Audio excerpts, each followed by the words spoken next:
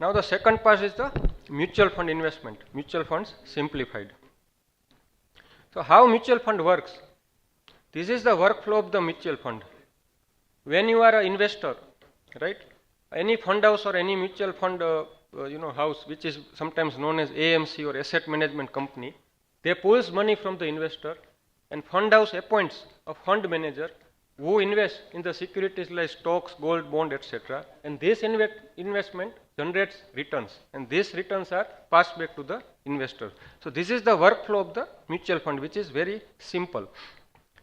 And these are various AMCs. There are almost 44 to 45 asset management company in the India, right? There is a plethora of companies managing mutual funds. And nowadays the word SIP, that is the systemic investment plan, has become synonymous with the mutual fund. And it has many advantages also. First and foremost advantage is it brings discipline in the investment. Second thing, the entire science of the mutual fund is basically, and SIP is basically rupee cost averaging. What is rupee cost averaging? I am explaining in the next slide. Third is the power of compounding. SIP gives us power of compounding. There is definitely a lot of convenience in the SIP. You need not to time the market, whether market is up or down, right? Other thing is, by SIP you can achieve your financial goals, and you can also modulate your investment frequency. So there are a lot of benefits of the SIP.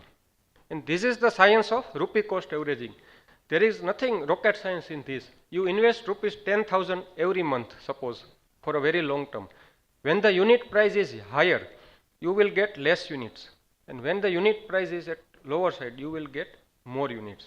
So on a longer run, as the market fluctuates up, down, there will be the averaging, because you will have a less unit with the higher price, and you will have a more units with the lesser price. And as this process goes on, there will be averaging on the long run. This is known as rupee cost averaging, and this is the science behind systematic investment plan. Now if we want to know about the mutual fund, we should know three terminologies. First is the AUM, that is the asset under management. It is the total market value of investments managed by an asset management company, right? How much money any company has to manage in their mutual funds is basically AUM. Second thing is the net asset value. It is the unit price of the mutual fund, right? The mutual funds are bought or sold on the basis of this net asset value. And suppose you invest 1 lakh, and on that day NAV is 250, you will be allotted 400 units. So this is net asset value. And third thing is total expense ratio, or a TER. All the costs running and managing a mutual fund scheme are calculated as a percentage of the scheme's average net asset value. And the daily net asset value of a mutual fund is disclosed after deducting the expense. This last line is important, because whatever NAV we are getting, whatever the price we are getting, is after the deducting this expense ratio. Now there are various schemes of the mutual funds. There are mainly 5. Equity, which primarily invest in the equity market. Debt, which primarily invest in the debt market. Hybrid obviously has a equity as well as debt. Solution oriented, and others. We are interested in equity, debt, and hybrid one. Equity mutual fund again has 11 categories. I will go into detail later. Debt mutual fund has almost 16 categories, and hybrid mutual funds have 7 categories. If we see this flow chart, the mutual fund house or the AMC actually has equity, debt, hybrid, solution oriented, and other type of schemes. And each of these schemes have categories, as I have discussed in the previous slides. And again, all these categories have option 1 and option 2. You have to choose from option 1, either you want regular or direct, and in option 2, whether you want growth or a dividend. So from this option you have to take one, and from this option you have to take one. Now what is regular and what is direct, right? Regular means you are investing any mutual fund via intermediate person. You have an agent or you have an advisor who invests, who advises you and then invest on your behalf in the mutual fund house. That is the regular plan of the mutual fund. And direct mutual fund means there is no intermediary in between. You are directly investing without any agent in between. And obviously, as there is an agent in between in the regular plan, right? No doubt you get expert advice. The processing will be smooth. monitoring will be sued, but you have to pay the expense of the commission of the agents, and that is why regular plan has a lesser return as compared to direct plan. Direct plan has a low expense ratio, and that is why they provide us higher returns. If we see this example of a comparison of direct plan and regular plan, what you can see that, suppose you are investing 25,000 for 30 years, right? Both have a return of 12%, and however, the direct plan has an expense ratio of only 1%, regular plan has an expense ratio of 2%. So, outperformance of the direct plan will be somewhere around 20% at the end of 30 years. So, there will be a huge difference. No doubt this difference is at a long run only, but it will be a huge difference. And other is the second part is the either growth option or a dividend option.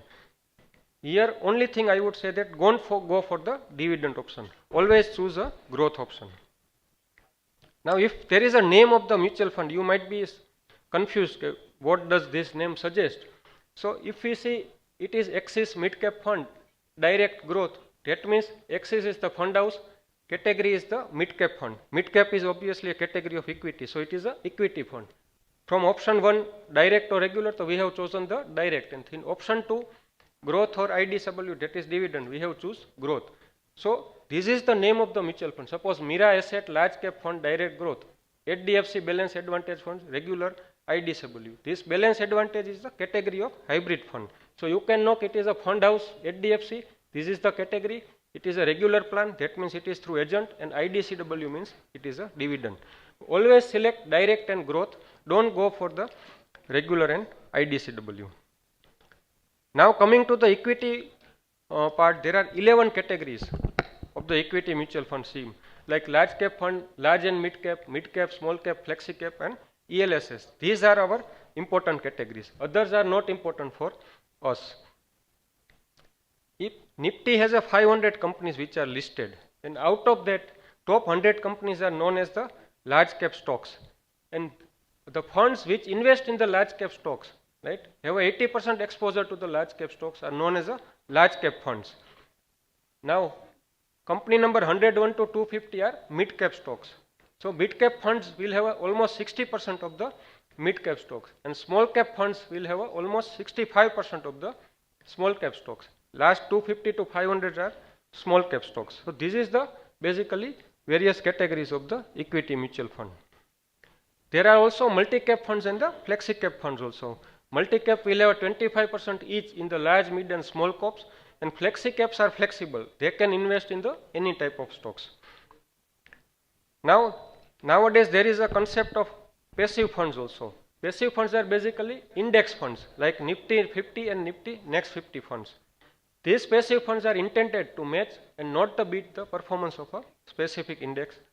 They are generally automated with some human oversight, and they tend to have much lower expense than active funds.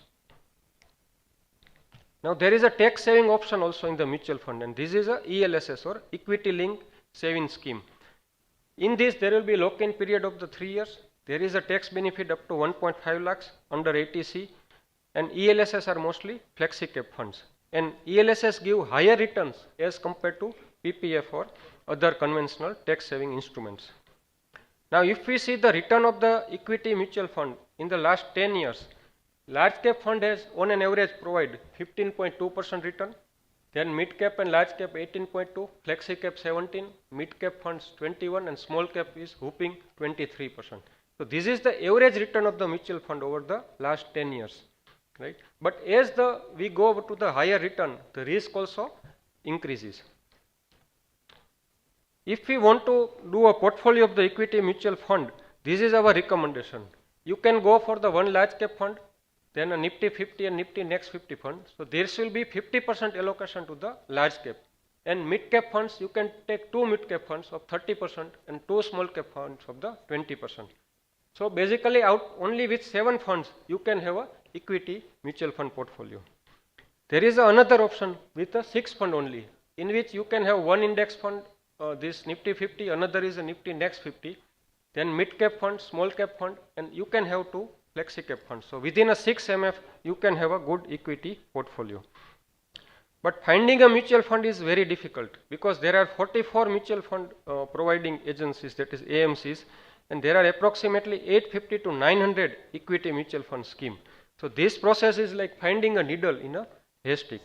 And to simplify this process, we have devised the criteria which are known as a safer criteria. This is the safer criteria. I will not go into the detail, but we look to the size or AUM of the fund. We should look for the age of the fund. We can see the fees or expense ratio. It should be less than 1%. There should be efficiency parameters like alpha should be more than 1, short-tenor ratio would be higher, and lastly we should see the rolling returns. Now coming to the debt fund, there are 16 categories, but this liquid, ultra short, low duration, money market and short duration, these are important to us because we are investing money in the short debt fund for protection, not returns, right? And as the funds like gilt fund and have a higher return, but similarly they have a higher risk also. And if you want to take risk, then why not to invest in the equity, right? So debt fund you have to be, on a defensive stance, and you should go up to the short duration fund which have a medium risk. And if we see the return of the debt fund over the last 3 years, short duration has given 5% and liquid fund has also given 5%. So return are in tune of 5% or 6% only. Now coming to the hybrid funds, there are 7 categories, right? And what are the hybrid funds basically? They are the combination of equity and debt. The conservative hybrid funds have a maximum of a debt portion and limited equity portion. Balanced hybrid funds have a 50-50 both equity as well as debt. The aggressive hybrid funds have a majority of equity portion and minimum of the debt portion. And there are dynamic asset allocation or a balance advantage funds. They have a variable and dynamic asset allocation depending on the market situation. If we see the return of the hybrid funds, maximum return is given by the aggressive hybrid funds because they have a higher exposure to the equity. Balance advantage fund has a given 12.27% return. And arbitrage fund have a special category. Arbitrage fund are basically equity funds. They are taxed as a equity, but their return is less. So if you want to park your money for the short term without taking benefit of equity taxation, you can invest in the arbitrage fund. And here I would like to highlight the importance of balance advantage fund. If you don't want to take headache of debt proportion, equity portion, asset allocation, portfolio rebalancing, if you don't want to do anything, you want a simple investment process, go for balance advantage funds. This is also very useful for the senior citizens also, as Mayank Bhai was asking, right? Because balance advantage fund has a exposure to equity as well as debt, but there is a automatic portfolio balancing between the equity and debt. Suppose at present the Nifty is high, at all-time high almost, right? And if you invest in the balance fund, they will invest maximum portion in the debt. They will have a very little equity exposure nowadays. When the market reverses and market goes down, they will increase their equity allocation and reduce their debt allocation to take the advantage of lower prices. So, તમારે કોઈ જફામાં ન પડવું, sorry, there might be Hindi people. So, if you don't want to take any headache, right, you can have a portfolio of 2 balance advantage fund. And this is basically a chart. If your investment horizon, what is your investment horizon? If your investment horizon is only 1 year, you should go for the liquid funds. If it is for up to 3 years, you can go for arbitrage fund or short duration or low duration funds. If there is a investment duration of 4 to 7 years, you should go for various type of hybrid funds. And if your investment horizon is more than 7 years, you should go for the equity funds. So according to your need, you can select various type of mutual funds. And mutual funds are there for everyone. So the process is start early, divide between debt and equity, always choose direct growth and open-ended funds. You should take 8 to 10 different scheme at maximum, and you should choose different fund houses. Do regular long-term SIP.